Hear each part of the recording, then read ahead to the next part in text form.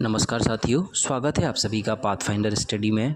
आज हम अपने इस वीडियो में चर्चा करेंगे किस प्रकार एक विधेयक या बिल संसद में कानून का रूप धारण करता है, किस प्रकार एक विधेयक व बिल कानून के रूप में परिवर्तित होते हैं या कानून बनते हैं। तो आइए वीडियो शुरू करते हैं। सामान्यतः जितने भी विधेयक होते हैं वह 4 प्रकार के होते हैं: साधारण विधेयक, धन विधेयक, वित्त विधेयक व संविधान संशोधन विधेयक।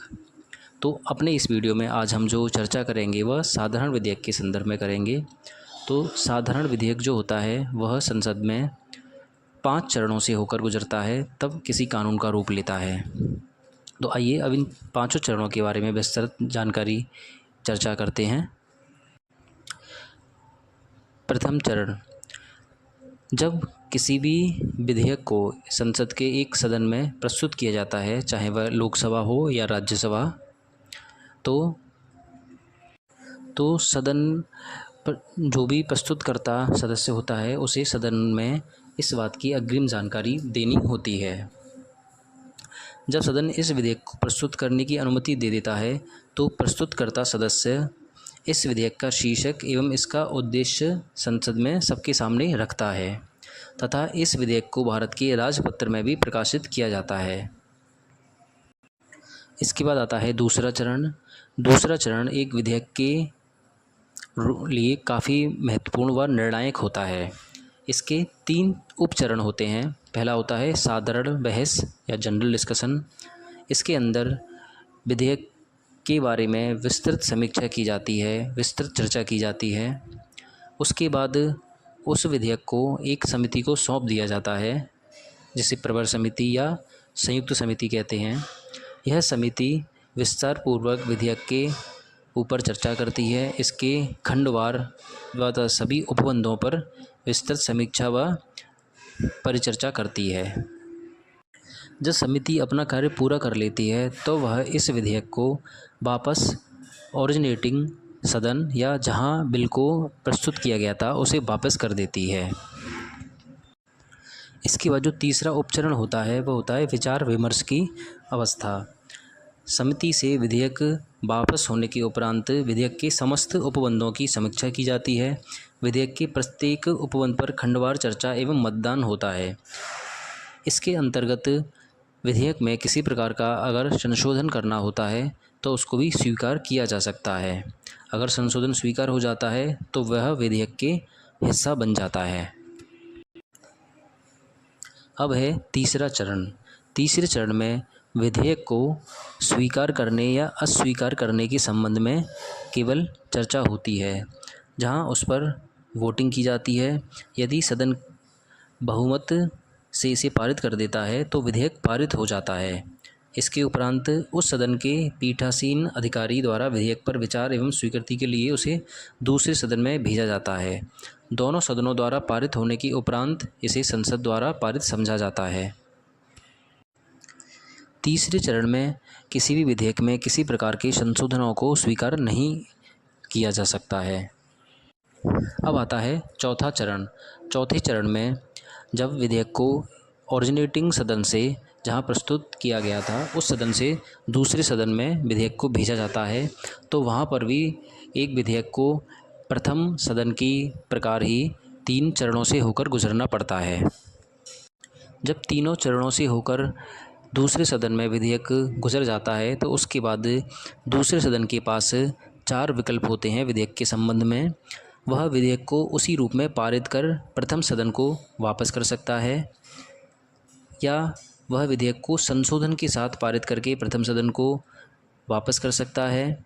तीसरा, वह विधेयक को अस्वीकार कर सकता है, या चौथा, वह विधेयक पर किसी भी प्रकार की कार्यवाही न करके उसे लंबित कर सकता है तथा अधिकतम 6 महीने के लिए अपने पास रोक कर रख सकता है।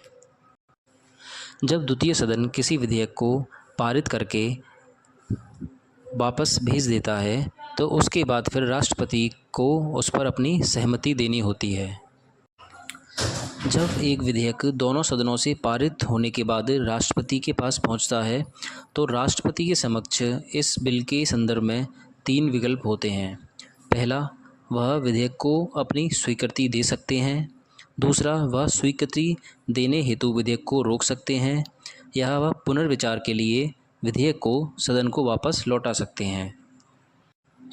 इस प्रकार यदि राष्ट्रपति विधेयक को अपनी सहमति या स्वीकृति दे देते हैं तो वह विधेयक एक अधिनियम बन जाता है या कानून का रूप धारण कर लेता है। किंतु यदि राष्ट्रपति इसे अस्वीकार कर देते हैं तो यह निरस्त या समाप्त हो जाता है।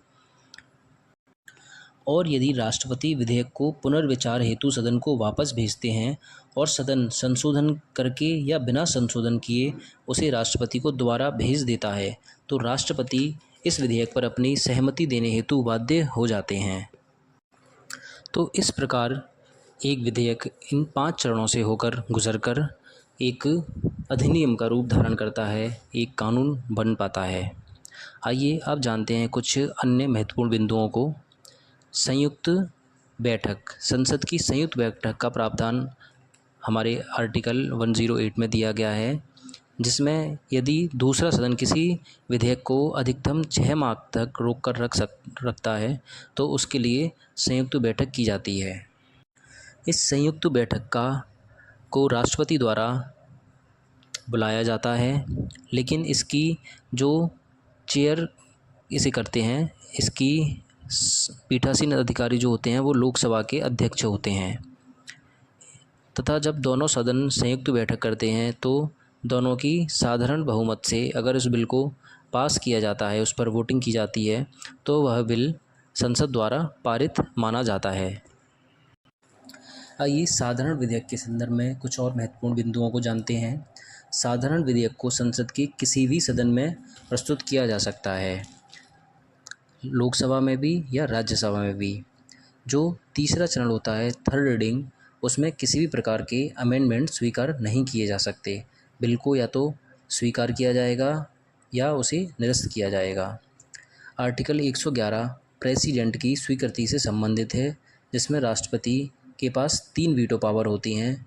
वह बिल को रोक सकता है, उस पर अपनी सहमति दे सकता है या उसे पुनर्विचार के लिए वापस कर सकता है।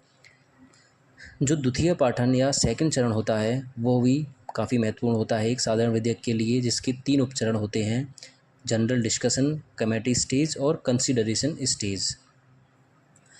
जब गतिरोध की स्थिति आती है एक विधेयक के संदर्भ में, जब दोनों सदनों में गतिरोध उत्पन्न हो जाता है तो उसके लिए संयुक्त बैठक की व्यवस्था है, जो कि पहले ही बताया जा चुका है। आर्टिकल 108 के अंतर्गत उसकी व्यवस्था है, जिसको राष्ट्रपति बुलाते हैं, लेकिन उसकी जो अध्यक्षता करते हैं वह लोकसभा के स्पीकर करते हैं।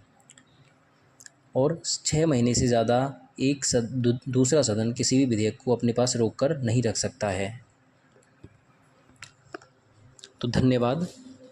अगर आपको यह वीडियो पसंद आया हो तो इसे लाइक करें, शेयर करें और हमारे चैनल को सब्सक्राइब करें। अगर आपको किसी भी प्रकार का कोई डाउट हो तो आप कमेंट सेक्शन में पूछ सकते हैं, और अगले हम अपनी वीडियो में बाकी के मनी बिल, फाइनेंस बिल और कॉन्स्टिट्यूशनल अमेंडमेंट बिल से रिलेटेड वीडियो भी बनाएंगे। Thank you.